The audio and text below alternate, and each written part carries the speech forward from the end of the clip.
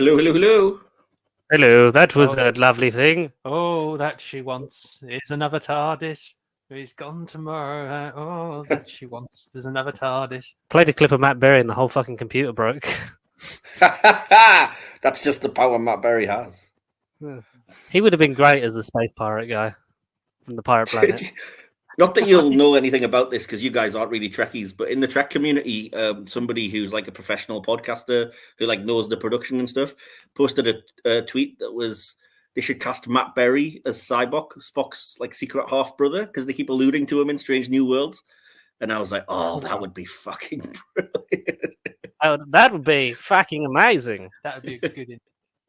I tried my best to type out Matt Berry intonation, and I was like, I can just imagine him going, "You really are, Spock, the most devious bastard in all of the Federation Starfleet."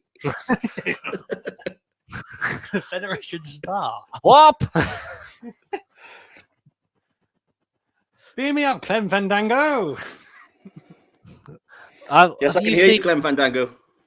Have you seen? I think it's Snuffbox. I've heard of it. I don't think I ever watched it though. When I think it's like, I once knew a man like you in Burma. I watched him hang. I made him hang. I could do the same to you. I've watched. I think I've possibly seen everything else that Matt Berry's been in because I've seen Mighty Boosh, Dark Place, obviously. IT Crowd, sadly. You can put that on our gravestones. You've seen all of Matt Berry's content. We've seen all of his content, but failed to meet him. Yet. Maybe someday. He's actually going to be reviewing the 2024, and is it 24 in the 2024 Christmas special. Ooh. I don't know who the fucking doctor is, but I think I like the cut of his jibe. Let's begin. Before I'm just gonna. What number is this, Connor? What number? What number is this? I want to say 278. You want to say 278? You are correct. That's my issue number. Wow. Yeah, see, I know my comics. Wow. I know my YouTube comics. Speaking of comics, hello everyone. Welcome to Nerd Bible Podcast, episode 278. Wow, so close to the end of our lives, but the beginning of the Russell T Davies era. Again, RTD 2.0, baby. Hey, if your name's David and you were doing something in the late 2000s, early 2010s, well, good news. It's time to come back to your job. You're back in business. David Cameron, David Tennant. Who else? What else we got? David Beckham did a documentary. Technically, David Graham voicing the Daleks again, although that was more 60s. That's a very good point. And we are joined for this prestigious, by the way, if anything happened in the real world, we don't care because all we have for 3 weeks is Doctor Who. Doctor Who. Doctor Who. Hey, Doctor Who. Joined today to review special one, The Star Beast. It's Michael Wilson. Hello. Oh, it's Connor. Oh, and George White. Oh, blimey, it's like this is your life. Come with us, Michael, as we take you on a journey of your life. Couldn't resist. We are the ghosts of Christmas past and present. Excuse me, sorry. How are you, dear friend? I'm not so bad. I see your Doctor Who by the KLF / the Time Lords and raise you both Doctor in Distress and, more importantly, Am I the Doctor by John Pertwee. If you've never heard either of those, please go seek them out now. Both very good, especially the new version of Doctor in Distress about Path. Patrick Distress. Don't watch Pass by Patrick Ness. But if you want this, a fantastic show. It's on iPlayer, so everyone you could go and watch it. See all of Who. I think the you have the privilege. I believe Michael, you'll have to call. You can touch upon naughty the Daleks in color. Did you see it? I did. Yes, I did watch it. Yes. And what did you think? Did you think bloody hell it's Daleks, but they're in fucking color? I thought to myself, just a fluid link, dear boy. Oh, just a little mercury will fill it. But oh no, I've put you all in danger like a real knob. But yeah. Well, as I say, if people want to quickly look at my thoughts on these things, they're all on my Letterboxd page. Quick plug. But yeah, the headline that I put for Doctor Who: The Daleks in Color, which I think summed my thoughts up perfectly, was AKA Doctor Who and the ADD Alex. Flipping heck, it moved fast, didn't it? Those cuts were a bit much. That music was pounding. Yes, you're talking like faster than 60 frames a second. Well, no, because they cut it from, was it 175 minutes, Mike, originally? 7 parts, so yeah, 7 25-minute parts to the equivalent of 3. They've cut 4 episodes. 100 minutes. Good lord! I think because I was watching it, and I've not watched the Daleks in ages. Because spoiler alert, I can say this because I was meant to review Doctor Who and the Daleks until Will Templar's schedule threw me down the sodding time sewer. Indeed, but that review is up on the Silver Screen podcast channel if anybody wants to go listen to it. Check it out. The thing that my main point, had I been on that, would have been, I like it more than the Daleks because it's like the Daleks but faster. And then the BBC heard that in my head and went, fucking watch this, and then cut out 100 minutes of the Daleks. That's the weird thing. I mean, we said the same thing during the review. It's bizarre because I think even the most hardened fan would probably say that the Daleks is one of the slower stories and could benefit from a little bit of trim.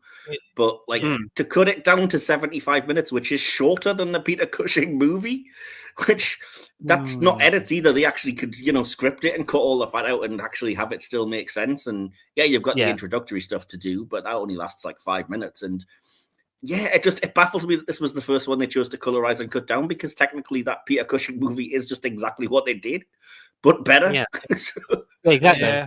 Bottom line is still better. The movie's still better. Yeah, because I think also it's quicker, but it also still has what the Daleks in Color didn't, which was time to breathe. Exactly, yeah. Because I think because I've not watched the Daleks in ages, Mike, so you might be able to enlighten me. I believe they cut out most of part 1. No, part 1 was actually fairly intact. It was the majority of the stuff they cut was from the last 4 episodes. Excuse me. Yeah, it was basically anything with the Thals or sort of any character development for any of them. So entire subplots about Barbara falling for one of them sort of obscurely. It's not there anymore. Nice. Any development completely irrelevant. So yeah, it's just, I don't know. People are praising the editing, and I was like, seriously? I thought it was terrible. Cool things are just cut, fail, and it just flicks from one thing to the next with like whiplash, and then does stupid blooming, let's flash back to something that happened 5 minutes ago so we can fill in this gap. And and nobody's allowed to just take their time. And the music was the worst part for me, because the music was like as if it was in an Indiana Jones mine chase or something. The way it was like dun dun dun dun dun dun dun, and then on screen you've just got Hartnell going, "Yes, well, we'll have to attack." Yes, we have to take a bit longer. Yes, it's down here. Meanwhile, the music's like dun dun dun dun dun dun dun dun dun. Like, dude, chill. I know it was such a loud mix, and also I don't know if this annoyed you. It had the 2005 Dalek gun sound effects. Oh no, that's breaking continuity. I'm nerdy enough that I know all the differences. I know that the original version didn't have them use the word "rels," but this one does. And they didn't say "exterminate" either originally, did they? Yeah, they didn't. And all of the sort of because I watched the Daleks a lot, like in various forms, I know all the stuff they added, which was like anytime they cut back to the Dalek control room. And the Daleks are basically just explaining huge chunks of plot that they have cut out. So they just have David Graham or Nicholas Briggs sort of say, yes, this is what happened. Never mind. We will explain later. We will exterminate the plot. The prisoners got up to this. It took way too long. Here's a summary. I mean, it made the escape scene, like the lift bit, that made that quite tense. Yeah, but again, that's present in the movie and better there. Yeah, I'm not saying it was great, but I'm saying it was better than, we'll slowly walk over here and then stand still and then some plot and see you next week. Yeah.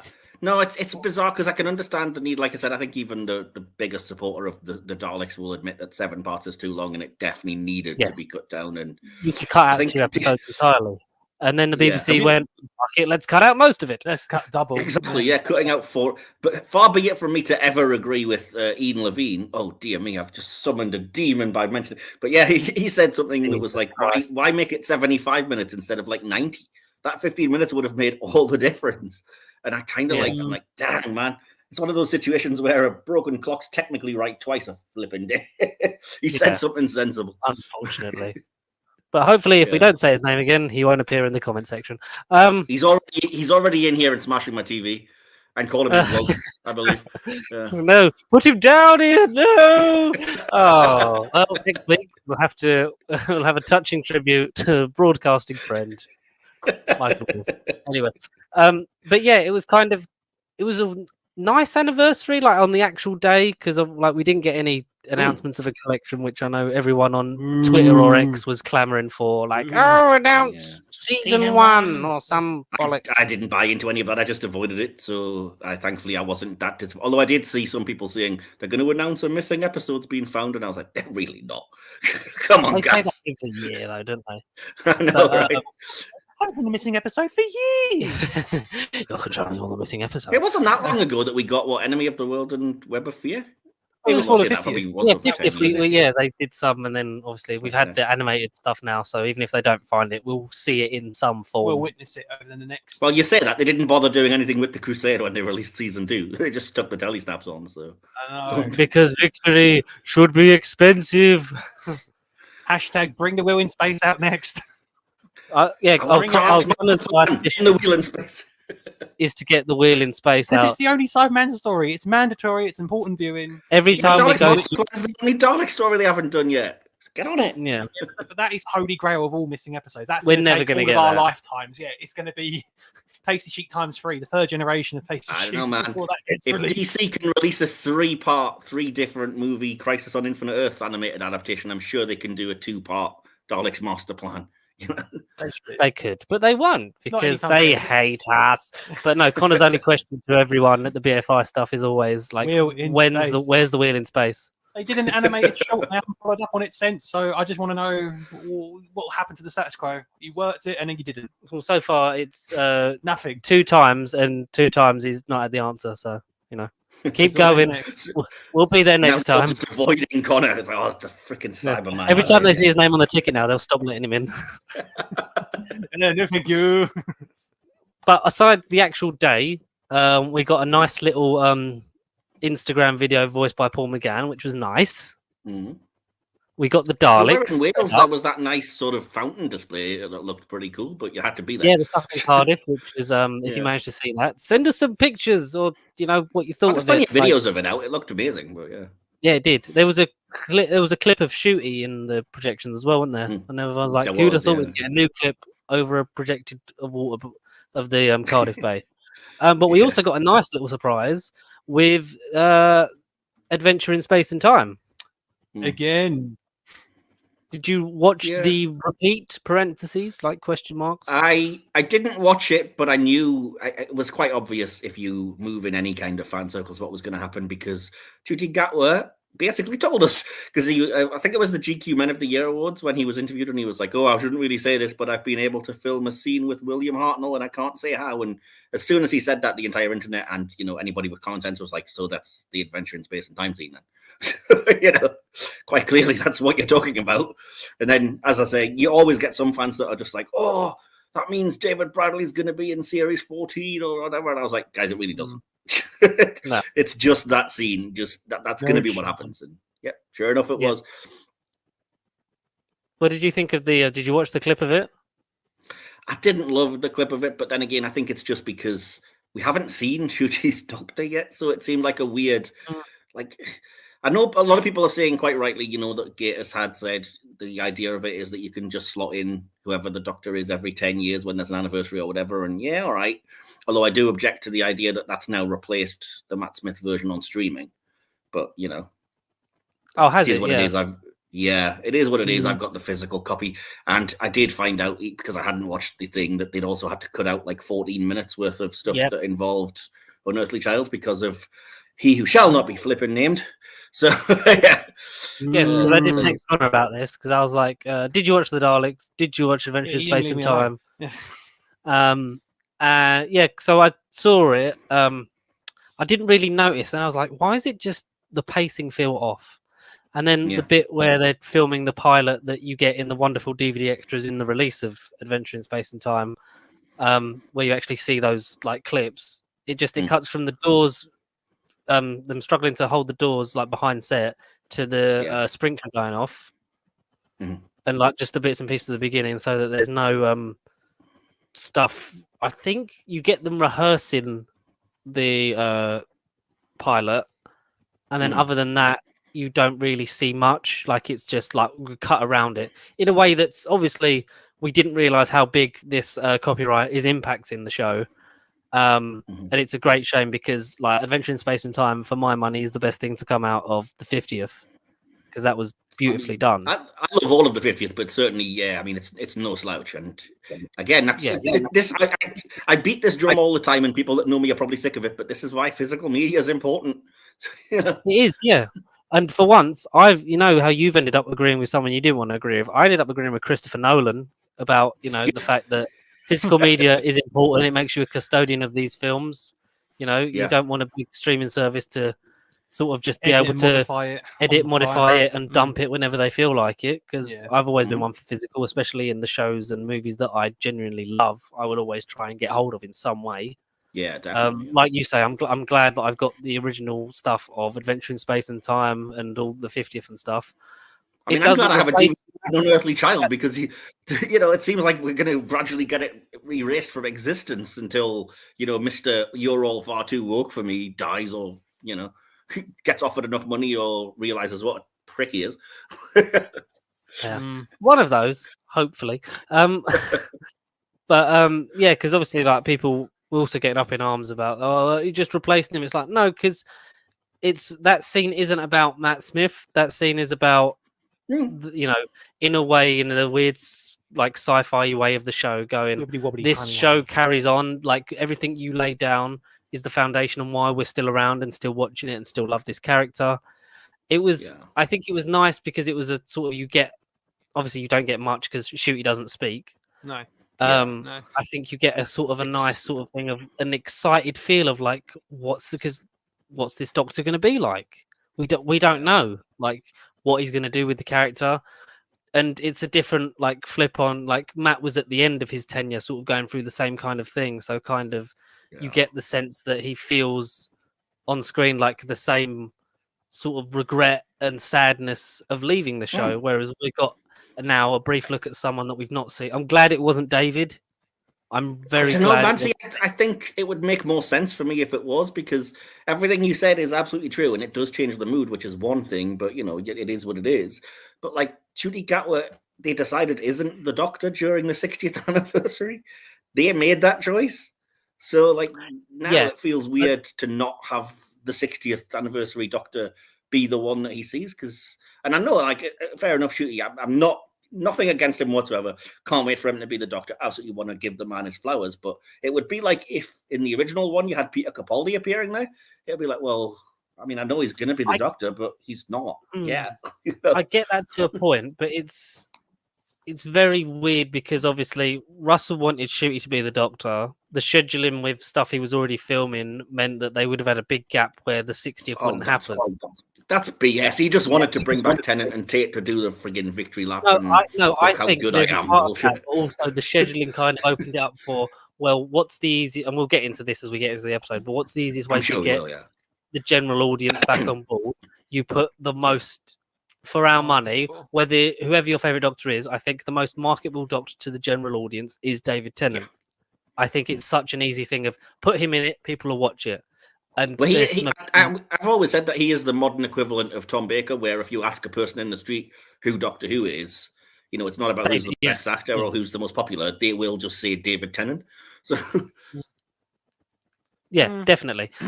So there's that. Like, it kind of all lined up for Russell to kind of just be like, well, we can have one last victory lap. Everyone can like think it's like the olden days, get on board of the show, and then I can hopefully, in square quotes, because I have some opinions about the story, do something new with it.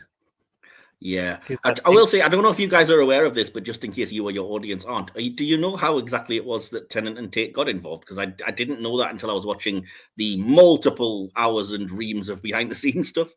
And I I know found that's this out been now. great, hasn't it? We've got like 3.5 hours of new Doctor Who content this weekend. It was great. It's Yeah, I believe insane. it's like they were texting or whatever, and A drunken conversation. Catherine said to Russell, What's that? No, Russell said to Catherine, "Wouldn't it be good to do it again?" And she was like, "Yeah," and then asked David or something like that, wasn't it? It was specifically when they were doing the tweet-alongs. Do you remember during the pandemic that Emily Cook Yeah, organised? when Emily So Cook it was was organising Doctor Who magazine. Yeah, Yeah, it was when they did I the know, tweet so- along for the Runaway Bride. They just all said they were having such mad fun, and then I think you were right. It was a WhatsApp between Russell T and Catherine where Catherine Tate had said like we had such a great time.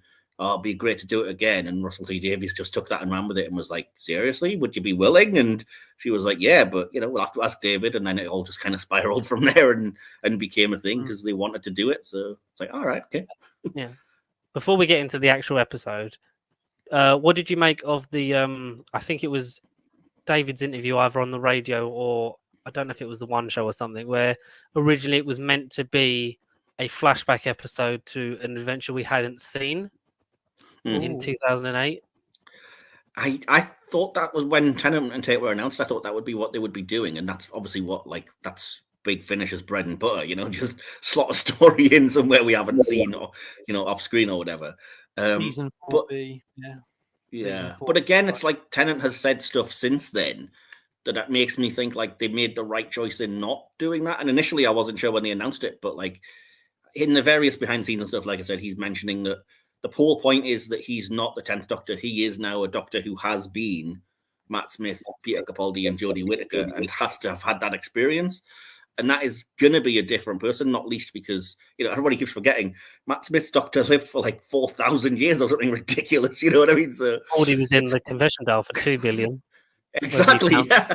Yeah. Well, yeah, but I mean, not really, because that everyone died each time, so he wouldn't really remember all of that and whatever else. But again, we're getting into sci-fi weirdness and whatever. But like, even if you take it as ignoring that sort of geeky sci-fi-ness, there's going to be character growth from being those three people. And somebody else pointed out, like, this is Tennant knowing that he's not the last of the Time Lords and that Gallifrey isn't, destroyed because of him and stuff like that post the Day of the Doctor, and it is a version we've never really had to see. Sorry, Matt, I didn't mean to cut you off. He's Time Lord victorious, but not from that end of time selfish ways of, I am the last one. Worship me because I'm in charge. Like you say, he's been 3 or 4 other incarnations since. He's obviously been, a young man with curly hair. He's been a Scotsman. He's been a woman. So he's obviously changed quite a bit since we last saw him. But then, of course, we'll touch on it further in the episode. But of course, this is only one of 3 so far. But I don't think he was different enough, well, at least to me. Shall we give the warning? Yeah. Spoilers ahead. You've been warned. We are now crossing the threshold. It's been nearly a week, so you would have seen it if you have, and if not, then fucking tough luck, the loser. BBC figures have done well this week. They done okay. They beat out I'm a Celeb on the overnight, which, considering where we were, I know viewing figures and TV landscape is completely different to 2008. Field, but so if you've not seen this, go and watch it. But Mike, your basic thoughts before and then after the episode. I'm not sure how to sum it up because I've only ever done this in a letterbox review, and check out Mike's letterbox. And I don't want to bury the lead, and I don't want to make it sound like I feel one way over another. But the overriding thought that I had, and the thing that sticks in my brain and in my craw the most is, dear God, Russell T Davies has not used these 15 years to learn how to do a decent ending, has he? Do you know what I mean? It's like it was always his flaw, and he got away with it because of things like character and emotion. But like, if you thought the ending of Journey's End was bad because he just pulls technobabble out of his arse and it's nonsense, he's done it again. And I'm just so like, I was enjoying the episode for so much for like 3/4 of it. I had issues with a couple of moments where I was like, that's a bit lazy, but whatever. And then the resolution parts came in the last like 10-20 minutes, and I was just like, this is just bullshit. You're doing everything from retconning yourself to pulling just magic out of your arse to just ridiculous nonsense. I couldn't be doing with it. No, yeah, I get that. Like you, I think I enjoyed the vast majority of it because I saw someone I think it was on Twitter. They wrote, it's weird because it felt like a Russell script with a Moffat ending, and I wouldn't say cheap that. No, dialogue. not at all. I think it was, if anything, it was an RTD ending. But exactly like I said, it was his all. And I can't understand how you can go away from the show for that long and not hear anyone's criticisms and not learn how to be better. Because, I mean, if you look at, with the exception of Parting of the Ways, I would argue the end of every one of his season finales is basically a Deus Ex Machina, whatever, I've just pulled something out, it'll do kind of thing. But like I said, you get away with it in Doomsday because you have the trauma of them separating. Last of the Time Lords, I think you don't get away with, which is why so many people are just like, what was that? Flying Dobby Angel Doctor crap you pulled out? You know? Oh yeah, the Journey's Jesus End, allegory, and then he does it again in Voyage of the Damned, like an episode later. Exactly, yeah. But No, I it's get that. I was saying to Connor, it felt like it was the first Doctor Who script he'd written in 15 years. Like he kind of didn't really remember how to do this. Kind of like he's like, I know how to do this, I know how to do this. Don't quite know how to do that, I'll do with it later, kind of thing. Not that it wasn't terrible. Like I've definitely seen, especially in like the previous era. Come on! I'm so sick of hearing that. No, this was worse than a good chunk of the previous era, and I'm not having this narrative forms where people, like, everybody I'm seeing was like, this episode was pretty weak. It was like 2.5, 3 stars, but still the best thing we've had in 15 years. Fuck off! Absolutely no, I'm not saying not. that. I think in terms of like, I've seen Doctor Who episodes worse than this, 100%. Like this was. I think I had a bit more like of an enjoyment, nostalgia. Like I'm a kid of the Tennant era. Like Christopher Eccleston was the first Doctor I saw. Tennant was the first Doctor I kind of fell in love with. Was heartbroken that he was leaving. But it's weird because as time's gone on, and I've my taste, shall we say, has changed. Like Matt Smith has become like he was terrible. Like he had terrible scripts sometimes. But he would always elevate something. Where I think David kind of was very sort of safety net. They kind of didn't push him too far in things with the 10th Doctor. Like, even though, like, they would try and do more things with him, it felt like you knew where you stood with him. Whereas, like, someone like Matt, in as much as he would do his best, Capaldi as well, like, would try and add more when they hadn't been really given much. And I kind of, embraced the change more post-Tennant. Was kind of like, oh, well, because I loved Matt and I thought I wouldn't, anyone can play this, so I'll have to give anyone who plays the Doctor a chance.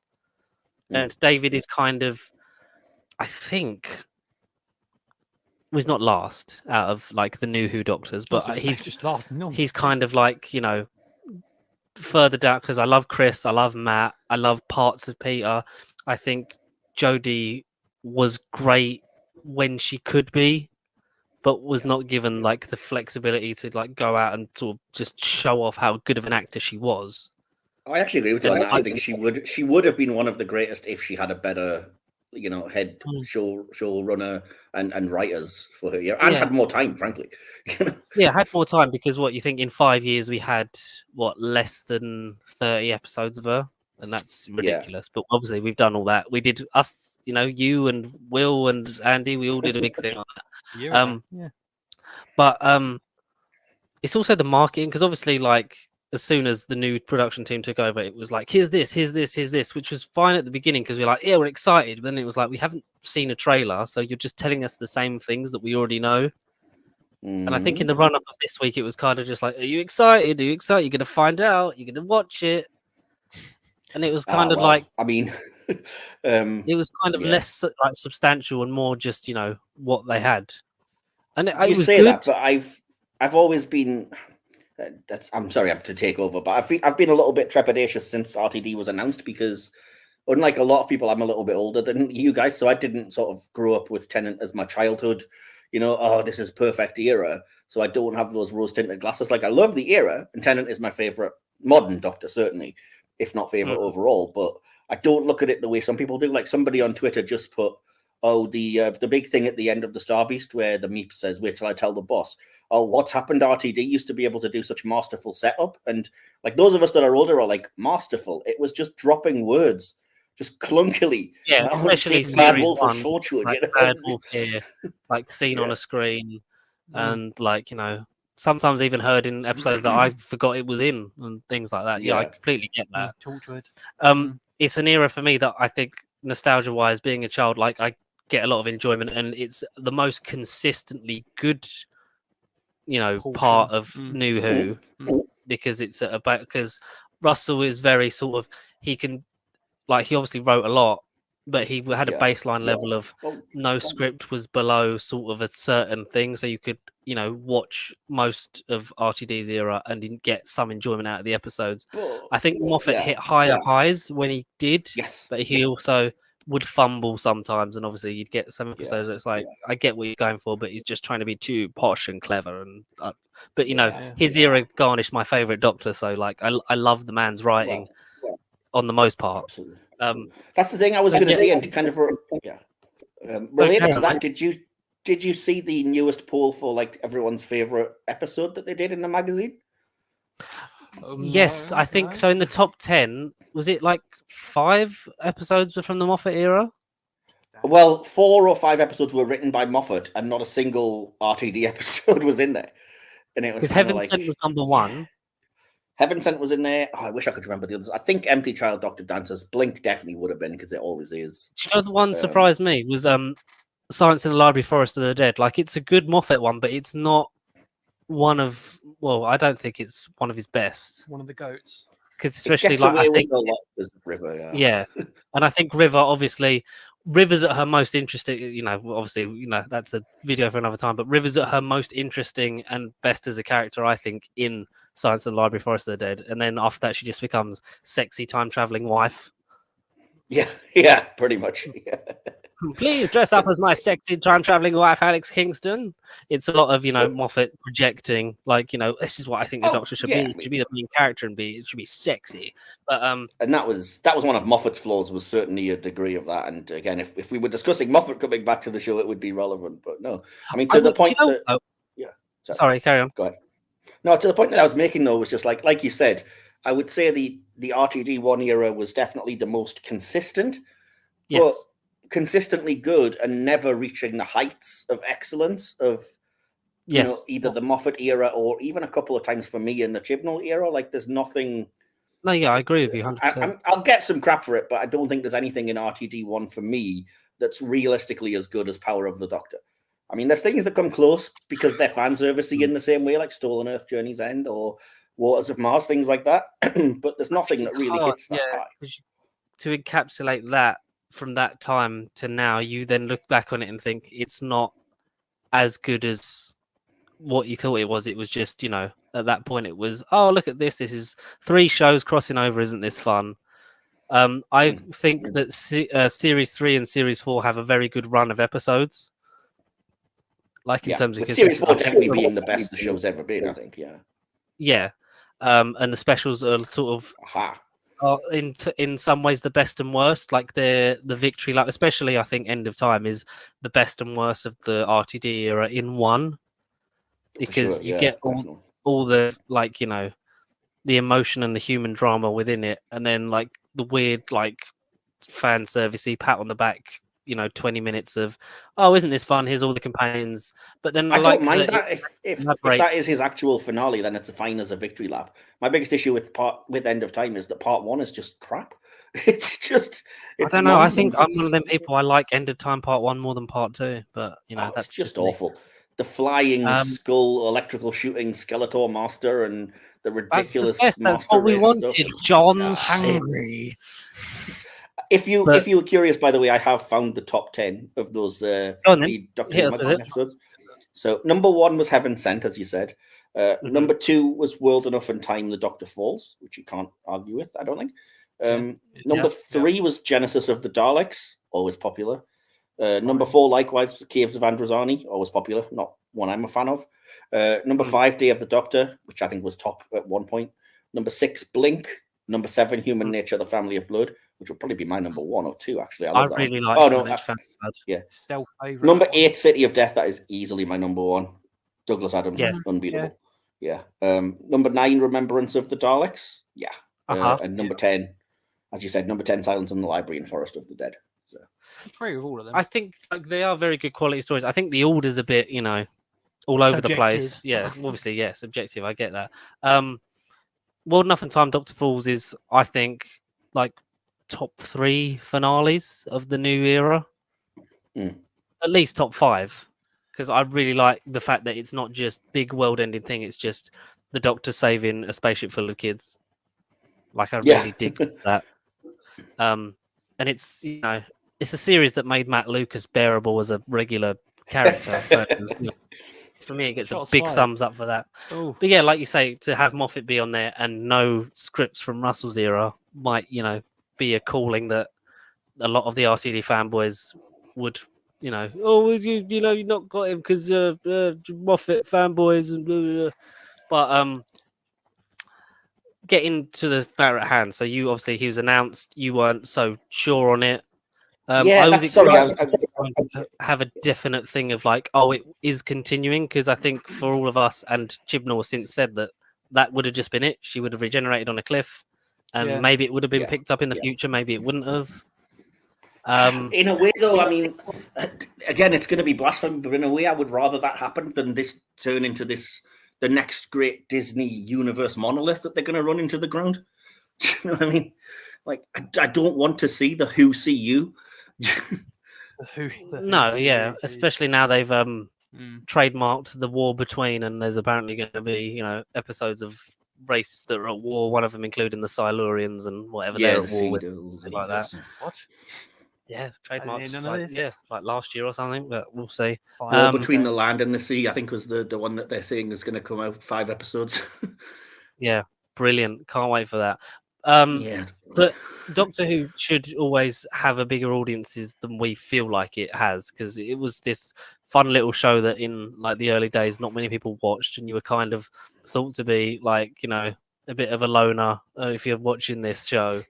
And through us, gathered a community of us, and now it's it was, especially in the early 2000s, it was cool to watch Doctor Who, and then it kind of got uncool again, because obviously, people hate, women aliens. And then, Russell's trying to give it the beans of get it sort of back to where it was in 2008, where it was everywhere, like merchandising, like TV, like the actors were on talk shows and allowed to talk about it and stuff like that. But I think it's just gone, and I'm going to do it to the next level, because Russell's a very sort of, he likes, I think he just wants it to be everywhere, whether you like it or not.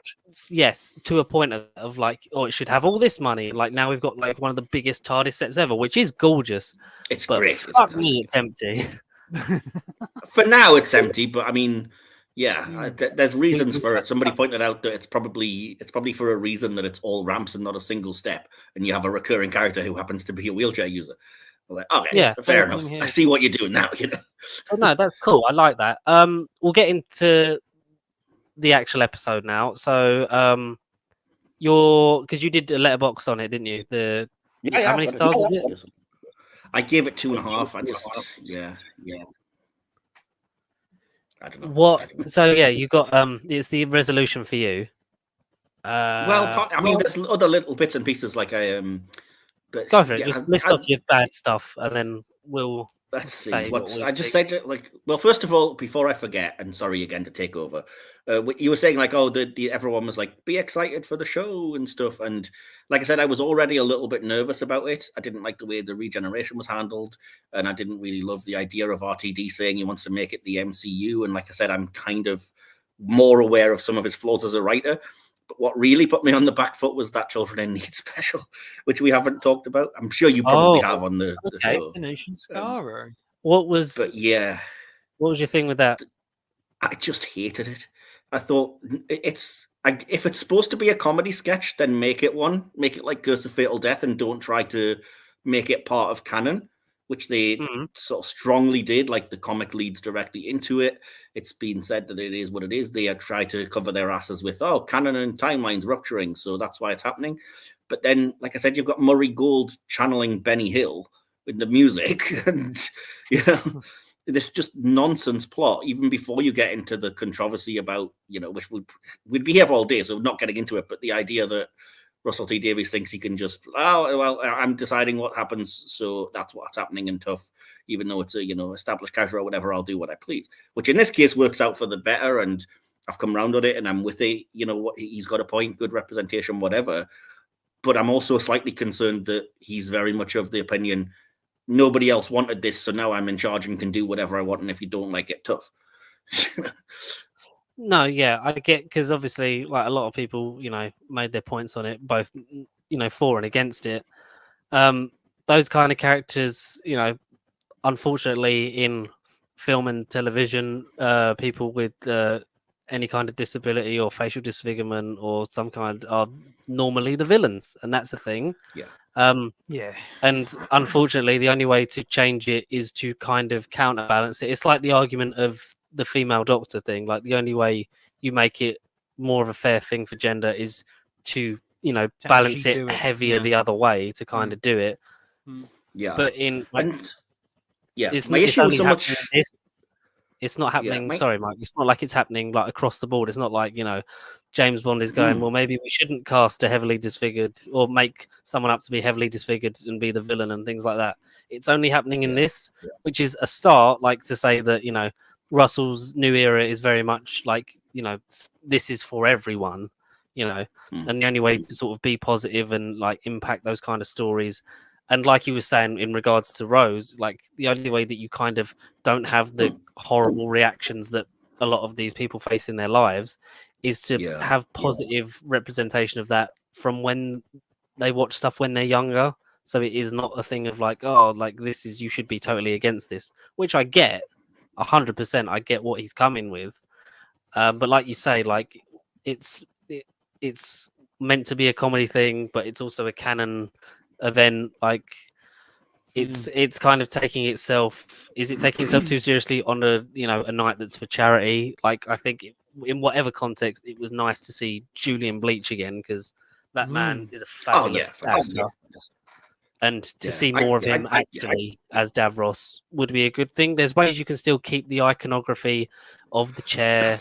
Or like, we don't even need the chair, but there's things you can do. People have come up with sketches where it's like, make I don't know, like a control panel sort of thing, so that he's fully mobile but has this control panel and maybe plugs in a headset into the Dalek neural net or whatever, and that would still be better on a geeky level than just we'll just give Julian Bleach a bit of dark eye makeup or whatever.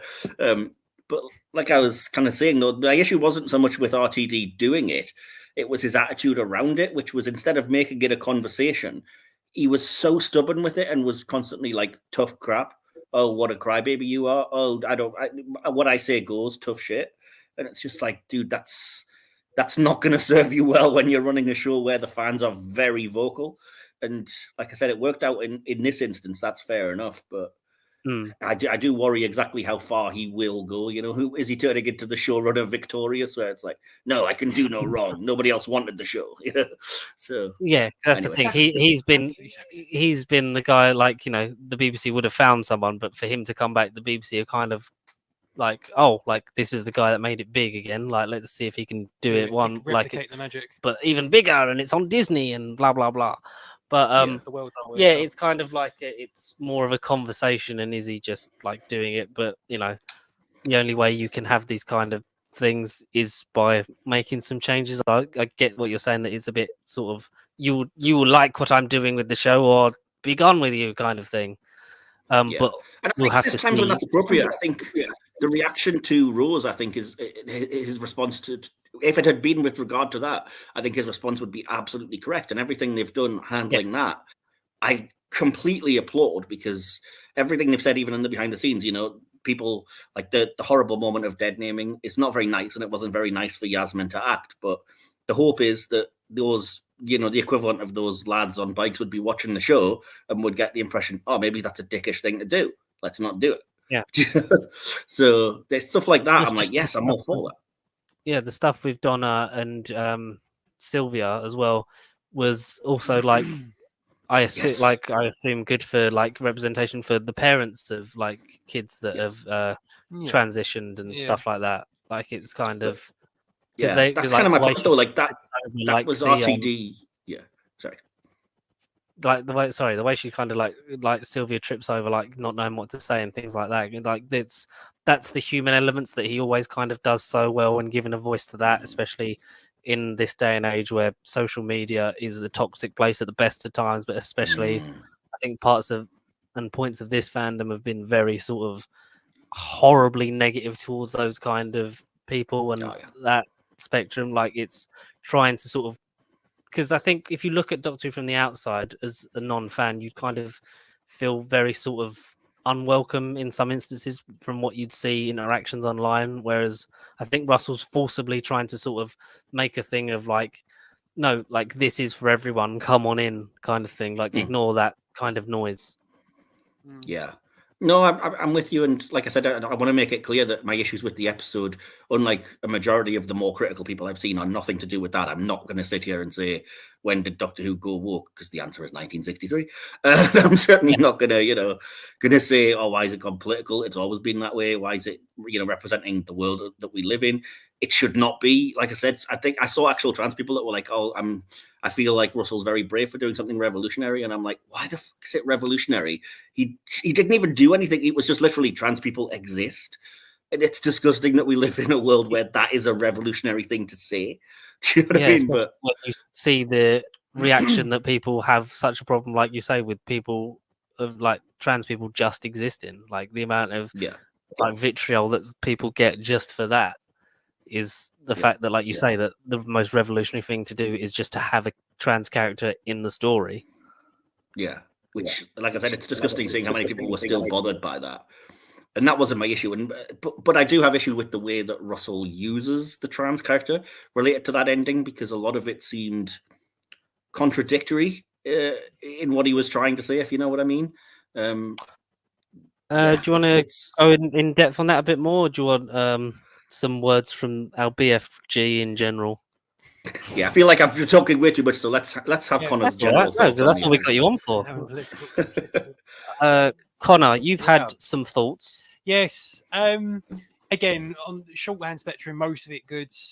Again, in the last, where are we? 72 hours at the time of recording, 96. It's been 4 days since. I felt like I've had two instances where I feel like I've gone back in time. One time's 2008, and then something unrelated to sci-fi, another blast from the past sort of turned up on like WWE over the weekends. I felt like I've literally time traveled and gone back to childhood. I was like, what is actually happening right now?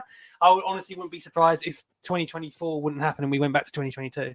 I mean, I don't know about how you guys would feel about that, but I genuinely wouldn't be surprised if time actually did splinter, slowly reverse. Slowly. I think, that's probably because we've went through the pandemic, and I think we're all just like, we missed 2021 and 2022, so let's go live in them now.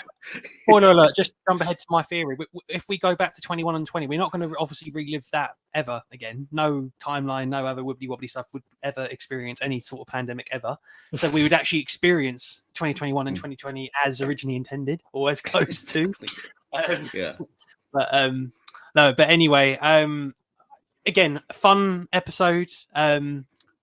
It had that magical chance of actually taking me back, and just how easily the bond between Catherine and David had, and just how smooth from a dialogue point of view it literally was plucked out of Series 4, or brief continuation. Not 4.5, I know, but a Series 4.25 in a way. Yeah, it was nice to see them together. I think it was nice to have a regeneration, like a post-regeneration story that just got on with it, and there wasn't the flim flam of, I've changed, I've got to lie down for 4 episodes. Energy. I don't know who I am. Fish fingers and custard. And all right, jam on toast is this Doctor's thing. But I say this Doctor, are we not just watching David Tennant 10th Doctor again? Like that's my only thing. Did you get no sort of feel that he was different? Because I got when he literally name drops the other incarnations, I don't feel like he was that different. Maybe because I was focused on watching it with my mum, who hasn't seen the show since 2008, since Tennant and RTD. Maybe you were just in that mindset of this is a little bit a 2008 story. I was too caught up in the moment of, oh wow, I'm actually, like I keep saying, I'm back in time. I do need to rewatch it anyway, but for someone that hasn't been on, it's been on the outskirts of the show for so long, and I would have been on the outskirts if I hadn't, if it weren't for this podcast, if it wasn't for George, I wouldn't have been sitting here talking about. You're welcome, everyone, or Jodie Whittaker, or anyone else. My mind would have been David and no one else. But this isn't. It feels like the David of old, but obviously, as we've said on the last couple of episodes of the Nerd Bible podcast, check us out, cheap plug. That's what we're on right now. That's what we're doing. But we're cheap plugging our older episodes that you should listen to. You should listen to anyway. Jesus Christ. No, but can you tell that Connor doesn't have a script? I'm surprised you two have had the script the amount of time you've gone on. I like to babble. I can. Oh, believe me, I can tell. Yes. Nerd babble. That's what it should be called. Nerd babble. Nerd babble. Yeah, I don't know even where I was going with that, but yeah, for David and Russell to say, "Oh, I'm the 14th Doctor. I'm not the same incarnation." Blah blah blah. It felt very much the same. Yeah, I remember that did annoy you. That clip from the one show where he said, like, what would be the point of me coming back and playing someone like playing it differently? Yeah. But then on the flip of that is, well, then what's the point in coming back at all if you're a different incarnation, if you're not going to play it differently? Any differently, yeah. Because I know there was people that kind of wanted David to be the villain. Like, it turned out that he was a returning Doctor, but it was him against Shooty, and it was like a Time Lord Victorious version Time Lord or some bollocks. And they, either have him be the 10th or the 14th, I get that. But I think this was like I've said, I think before in this, I don't know if I've said it today, it's very safe. It's the safest one, hopefully, of the specials, because while Blue Yonder is apparently the big horror story and the giggle's going to be bonkers. So hopefully this is just the most like original RTD we're going to get, and then everything else is going to sort of uncharted territory, branch out and sort of be new and bold and different. And maybe in the next 2 episodes we'll see David pushed a bit more and see more of a 14th Doctor in terms of the 10th. I felt a bit of difference. He certainly felt more close to Jodie in terms of his giddiness and some of the stuff, like the stuff at the end with Donna, like in the TARDIS, just some of the way he was kind of like playful. But how did he somehow forget what it was like to be a woman, considering the last episode for him he was a woman? That was part of what I meant by like the fact that it contradicts itself. Like I said, it's yes, it would be a great idea to say that, like, okay, part of it is Russell T just thinks he's really clever because he linked back to a random word he used 15 years ago. So he obviously clicked on, watched Journey's End and was like, "Oh, I used the word binary. Let's run with that." And nobody was like, "But you have to have a point, Russell." so like, it would have been great if it was like, "Oh, the reason that Rose is able to handle it better is because she isn't strictly binary in the sense that she lived as one gender and then transitioned into another." But you can't then say, "And that doesn't apply to you, Doctor," when it's literally what he's just done. I do like the line of, like, if you were still a woman, maybe you'd understand it better, or whatever she says. Yeah. Like, why that seems to completely write out all of the character development of when he was Jodie, though. No, I know, yeah, I get that. But also, it's kind of like, oh, yeah, he was a woman. Like, are we not going to address that? And then it just kind of is like, no, we're just going to leave it and end the story here. Okay. I just hate that it was such a cop-out ending again, though, because, like, again, it's Russell T writing himself into a corner and then thinking, if I just retcon it and make up any old nonsense, it'll do. So, like, the whole idea that, like, the reason that Tennant was devastated and says, "It killed me, we couldn't travel together, we had to do this, I had to wipe your memory," turns out, nah, Donna could have just let it go. Like, that is bullshit. Yeah. I get that. Like, that's the thing of just, like, there is no sort of repercussions to that, because it's just like you get the fake out death, you get that, because I think had she had actually Journey's died, End as well. yeah, had she actually died, it would have been like there is consequence and things like that. But even the fact that we now know, obviously we didn't see him, but we know there's consequence because Will felt so guilty that he's been having to lie for years that like, obviously, like, Sylvia has a bit of that, but she doesn't really, like, apart from trying to hide David a couple of times, she just kind of, like, just gets on with it. But, like, I think she has some pretty good moments. I think there's one moment when she says, "Oh, she called him Doctor," and I think Sylvia looks genuinely, like, terrified of what's going to happen. Yeah, like those moments are good, but apart from that, obviously Donna's got to be in the story because she's the companion for the special, so we've got to get her back in. And had she actually have died in, whether it had been this one or like it had got to the point in the third one and she'd only just remembered, or they'd unlocked her, or Winter Soldier activated her, or whatever. Like, you could, then it would have felt earned, like a thing of like, oh, it's kind of sad because just for that moment we had the Dr. Donna. But like that whole thing feels a bit like that. Feels like 2 episodes from now, like you were defeated by the Dr. Donna. And do whatever you want to me. You can kill me. Speech you didn't like. And then like, oh, I could just get on with it now. I'm fine. I like the idea of her having a kid pass down some of the meta crisis. I can jive with that. Yeah, I can jive with that sciencey bit. That's not the issue. Yeah. And then it's just like, just let it go. And then it's that thing we were worried about that meant we couldn't be friends, like you said, is just gone. Yeah. And now we can have adventures. Yeah. For 2 episodes. It's symptomatic of the whole thing for me, though. Is just like I said, it's RTD retconning himself, because if you look at even the end of Time, which you mentioned earlier, they sort of say that like they're on a knife edge, because if Donna gets the slightest glimpse of anything, it'll send those memories flooding back, and she'll die effectively. So that even seeing like everybody else turning into the monster, it's like, oh crap, that's going to trigger a memory. And then you get this episode, and it's out of nowhere. The 14th Doctor just goes to Sylvia. Oh no, it's fine. We can say whatever we can do. It's just it's if we actually make her remember, that'll be the problem. If I just unlock her with this trigger phrase type stuff, and it's like, why the heck were you so worried then?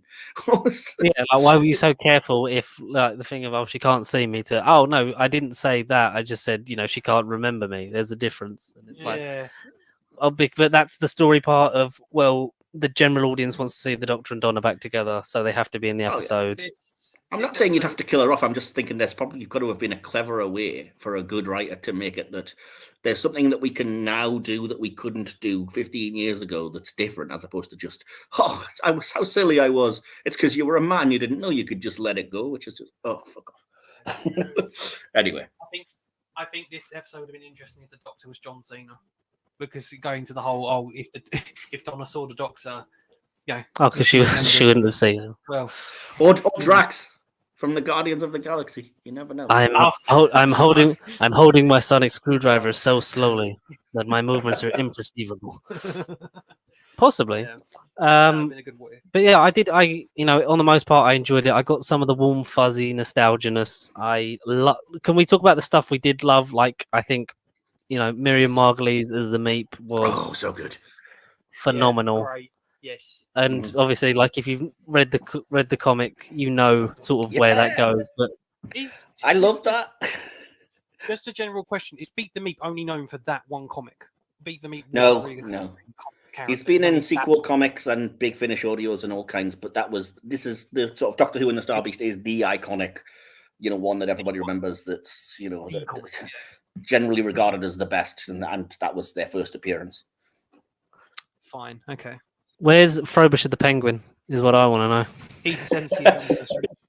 70th. Well, you never know. You don't know anything about the next episode. Maybe there's going to be a talking penguin. There could be. There very well could be. And I like how all the stuff we've seen in the trailers appears to be from Special 1 and Special 3. Yeah.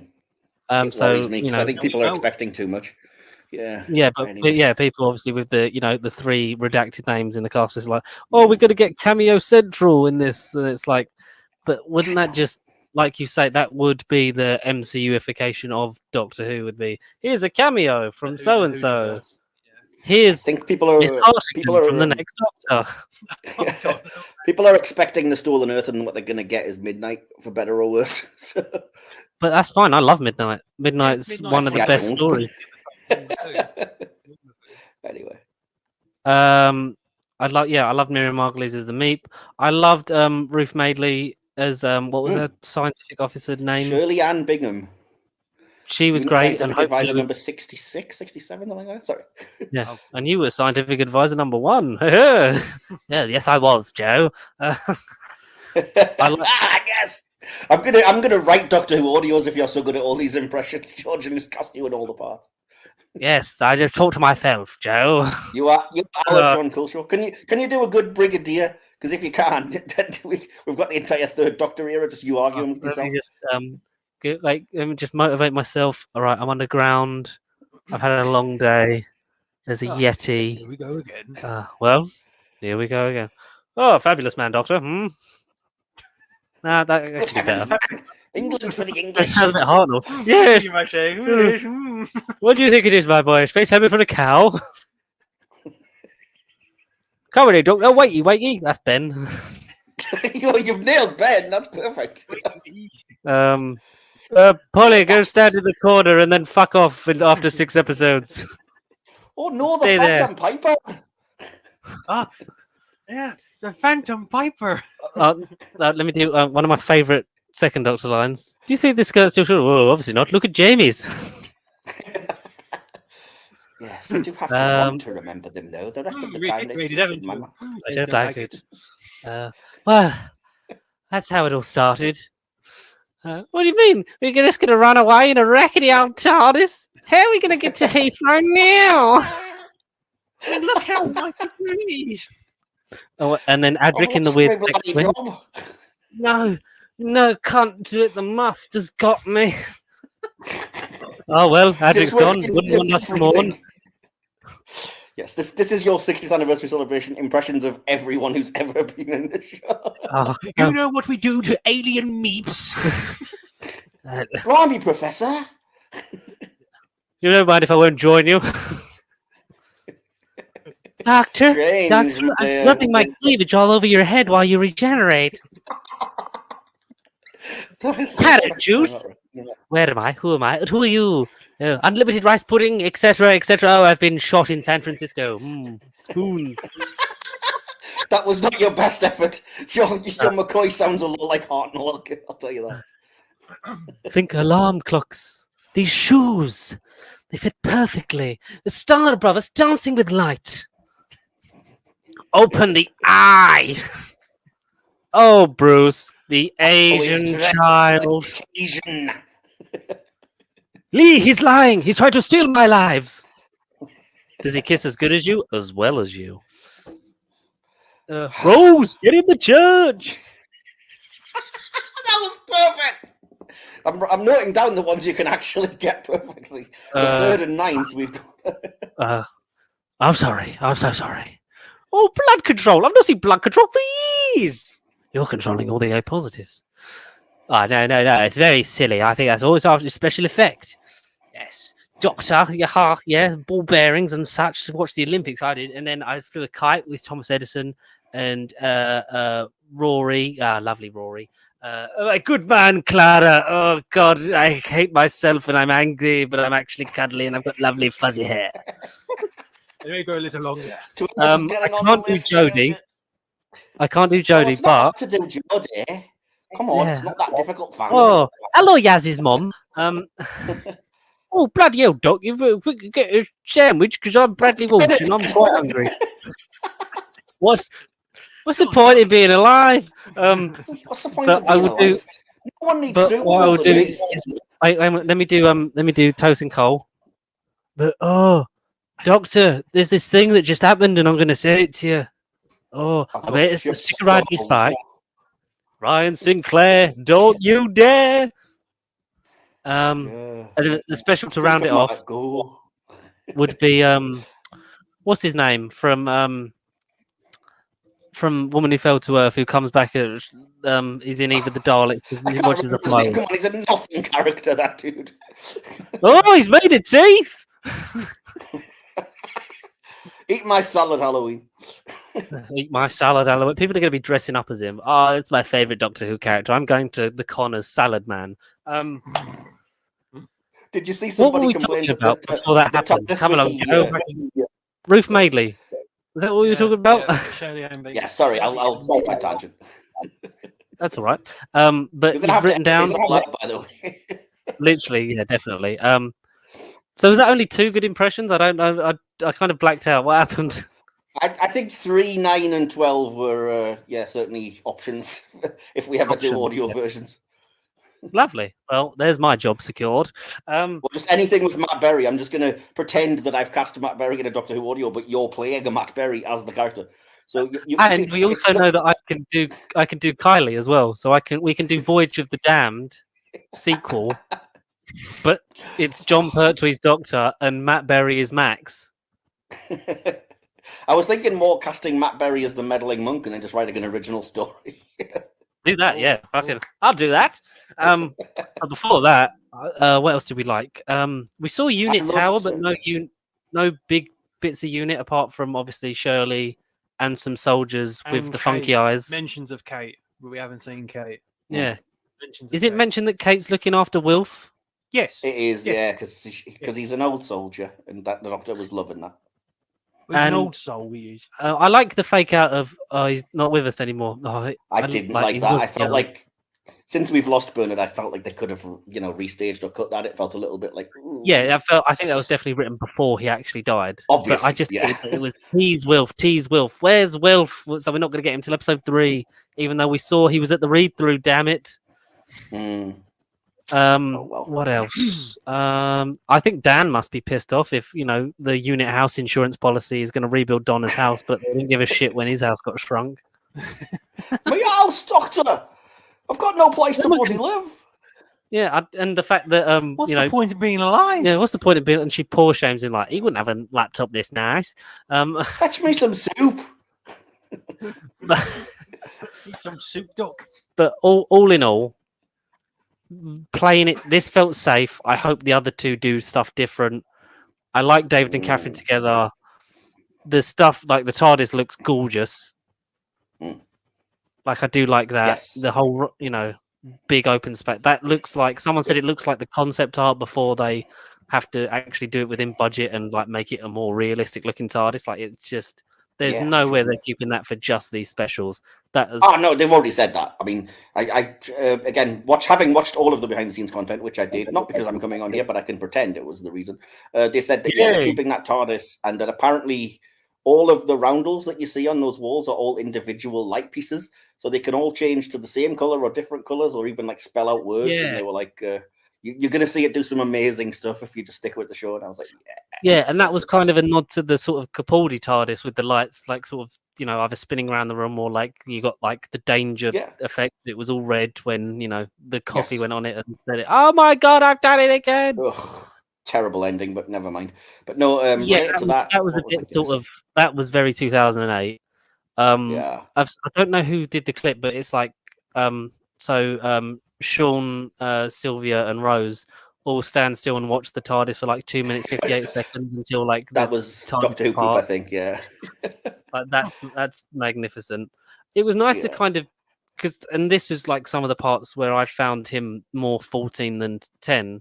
Is like we got to see David without the burden of like I'm the last of my race, the last of my Time Lords. He kind of just had a nice ending where he got his friend back through contrived circumstances, sure, but like he didn't have to play the mopey, like lonely god figure, and that was nice. And I hope we get a bit more of that in the next two. Like this felt very much like a starter, and not like like Connor said, had this just been the anniversary episode and it was just this. It would have felt a bit like is that it? But although I do like that they adapted the comic story, and I'm a sucker for that, so I would have been happy with that. Yeah, and hopefully it gets more people reading, like going and seeking it out and trying to read that whole comic run. That'd be nice. I was so thrilled to see that the BBC and Russell and Doctor Who had compensated Pat Mills and Dave Gibbons properly for it. Because Pat Mills has been very, very vocal on Twitter that Panini and Marvel and stuff have given them nothing. Like they've seen no royalties, nothing from reprints or whatever. But he's actually made a point of saying the Doctor Who people were lovely. They gave us a generous sort of what do you call ex gratia or whatever sum to cover, being interviewed on the behind the scenes show, the use of the characters. They actually got a credit, which I loved in the writing. So it was written by Russell T Davies, based on the story by Pat and Dave, and I was like, it's awesome. And that's definitely when you see. Yeah, sorry. Like other comic stuff, like Thanos didn't really get a shout out until Endgame, even though like stuff like that. Like you have to credit your writers and creators because they are the people that you're getting these stories from. Do you think we'll get any other adaptations of comic strips? Like, are there any other good ones that you'd like to see adapted? Yeah, well, that run it's an iconic run, and there's another one that starts the run, I think, called the Iron Legion, which was a really good and popular one that would be ripe for adaptation if they decide to do it. But Yeah, I mean, it's hit and miss like a lot of things. Obviously, there's the odd one where it's just like, it's comics, so we can be as ridiculous as we want. So it's stuff you could never afford to put on screen. But yeah, I mean, it's Pat Mills and Dave Gibbons and John Wagner. I mean, they're legends, you know? Yeah. Considering we've had now Beat the Meep, I said it earlier, but what about Frobisher for the 70th? The Talking Penguin needs to happen. Good. We've had weird space. Is that in the same run? What comics run is Frobisher the Penguin in? I mean, no, he's not in the same run. I think he might have actually debuted in Big Finish. I could be wrong, but I'm not familiar enough with Frobisher. Well, we know who can voice him. Matt Berry. Yes, we found it. Matt Berry is the Penguin. Because if I remember correctly, doesn't Frobisher have a gun? What's that, sorry? He did in one of the comics. I think is there not a panel where Frobisher has a gun? Oh, look, a gun. Hell's horses. What would it have sounded like if Matt Berry had replaced Miriam Margolyes during that big switch, George, of the Meep? Oh, imagine. Okay. What's one of the lines? Oh, to hell with it. Exhibit C. To hell with it. Exhibit C. I blasted you. All hail the Meep. I blasted you right back to Tucson, Arizona. Or he would have pronounced Meep like he pronounces bat in What We Do in the Shadows. Meep. I'm always the Meep. I had to go by the definitive article.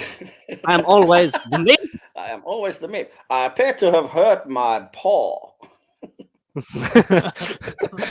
You come in here brandishing alien weapons, talking about, evil Meeps. I think this is all ridiculous. Oh, I never fell for the Meeps act. You bloody did. What is it? Will you not be my friend? Meep is so lonely. I am the loneliest Meep in all of London town. Sometimes it slips into Bowie, and it's if you get too Bowie, it's a Noe. I fell from the stars and have hurt my hand. Maybe not what it seems. Yeah, but no, going back to that was one of the things I did really like and praise about the episode was that I was genuinely surprised how faithfully it reproduced a good 80% of the comic story, because I thought it's Russell T, he's going to be taking inspiration, but it'll just mean a character or two, or I was like, no, or in name only, it's in name it's the story, but they'll take liberties with it. Yeah, exactly. But no, and also surprised at the production bay, how much of the Meep is practical. Yeah. Well, it's again, in the behind the scenes, you can see that there's 3 or 4, because there's a practical one on set with a performer who's on their knees, moving it. There's a animatronic face, Five Nights at Freddy's style, for when it's moving. There's CGI enhancements to the face. At Freddy's. Yeah, exactly. And there's a fully CGI one for when it's running and stuff, and they just couldn't do anything with it otherwise. So, yeah.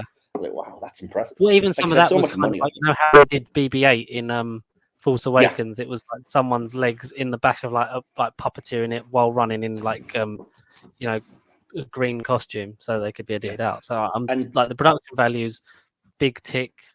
Completely. Even they did say that they'd also they'd matched it to Miriam Margolyes' performance with the CGI mouth movements as well, because they filmed her recording, which you saw a bit of in the behind the scenes, and it was great because that voice is exactly what came out of her. It's not being treated or whatever. I was like, it's so weird that she can just do this voice, and she's having the absolute time of her life.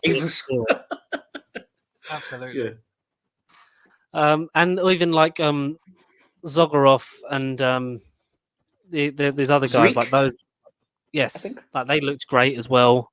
The CG effects they were designed well, you see. Yeah. The weird galaxy thing that flew into the unit soldier's eyes. Everything looked sun. Yes. Looks great. The music, what did you think of the music?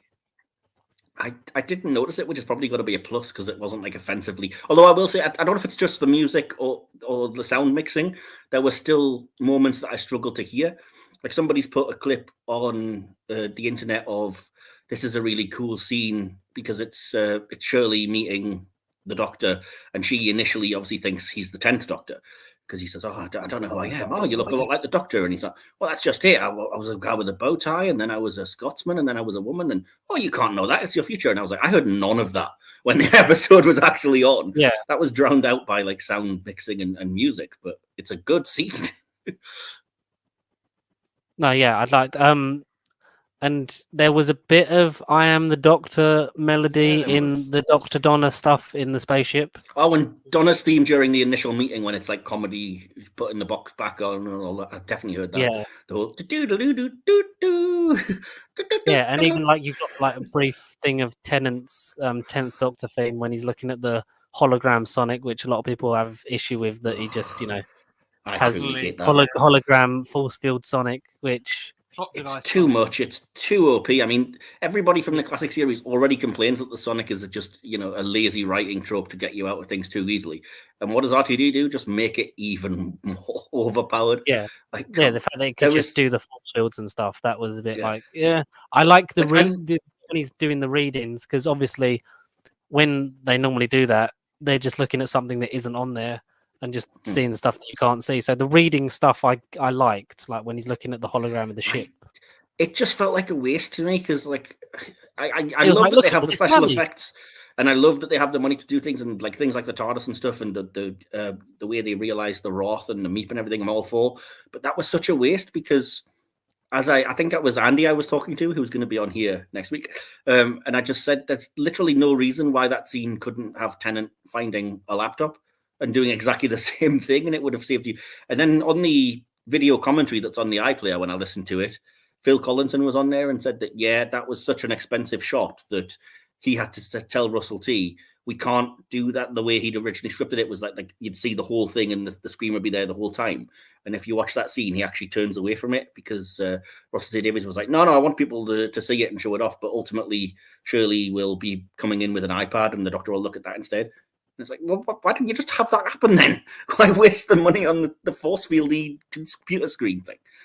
Because they need to know we've got Disney money, Michael. Come on. Yeah, may as well just make a little mouse in the air with the little sonic screwdriver.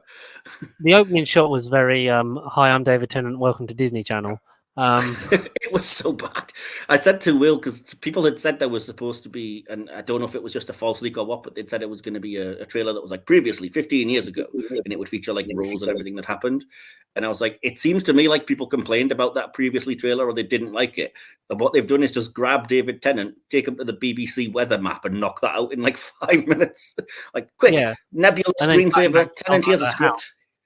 I think I would have liked if it had started the same way that, for all its sins, I think if it had started like Twice Upon a Time, where it's like, 700 odd episodes ago, like if it had done that, and also I don't know if it was just me, but the titles were like, the speed was a bit wrong. Like the names come in a bit too fast.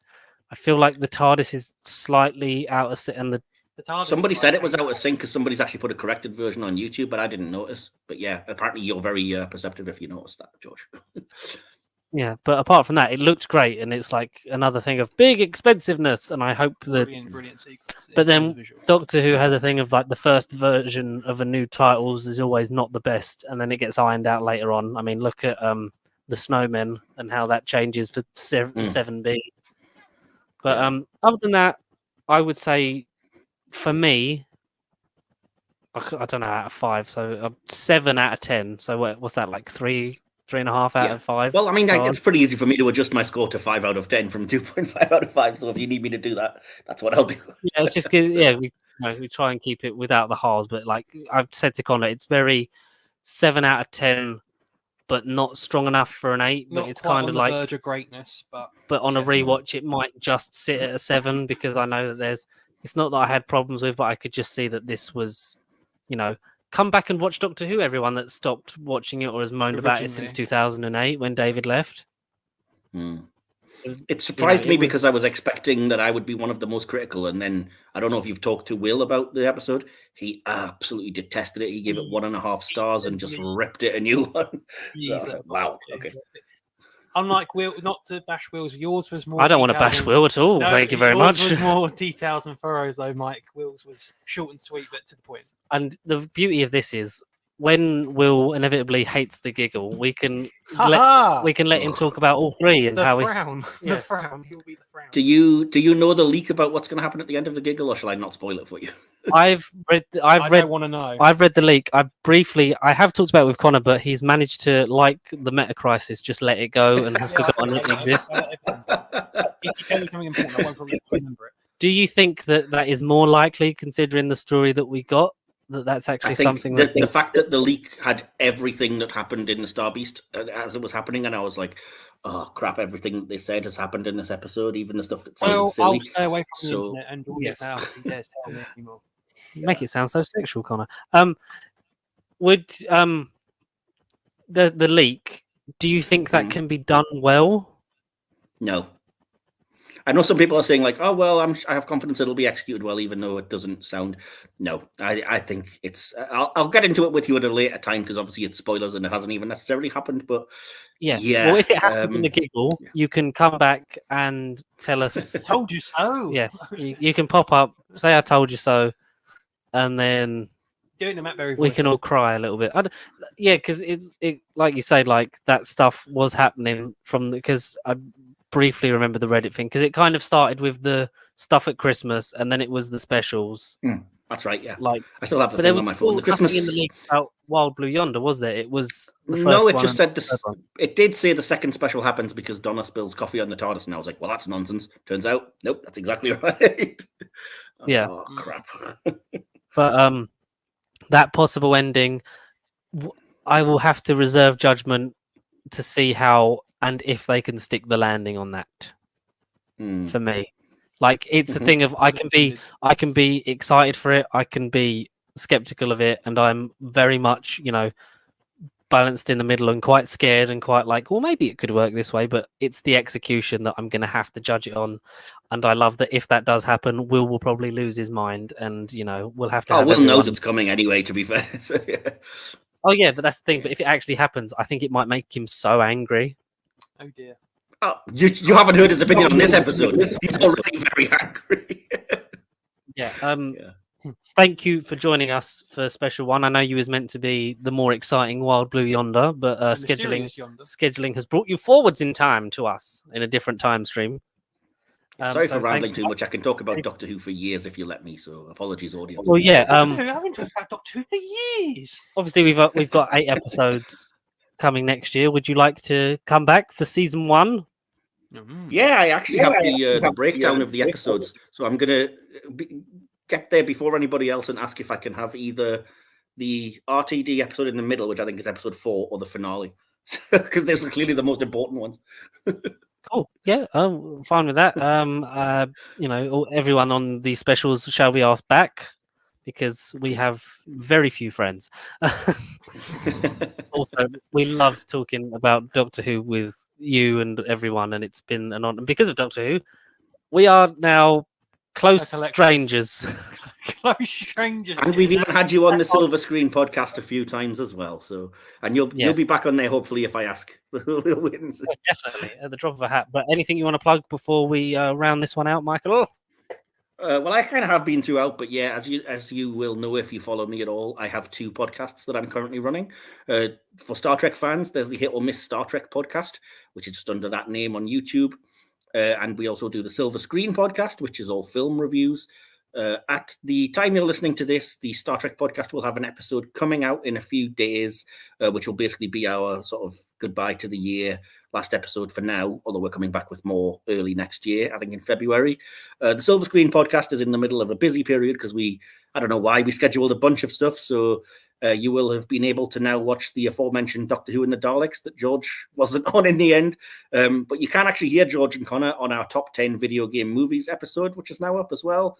And yeah, coming soon or available now, depending when this is released, we're doing reviews of Klaus, Willy Wonka and the Chocolate Factory, and a big Christmas special on Scrooged. And we're also going to do an end of year roundup of the year with as many guests as we can potentially allow in and talk their thoughts.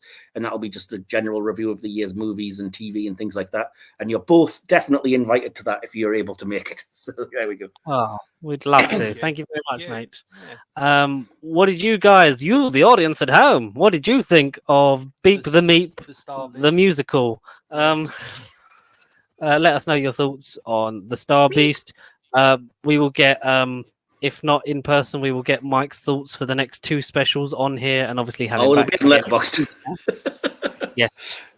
Obviously, check out his letterbox as well as the other fantastic podcasts that he does. And until then, Connor, what can they do? You can.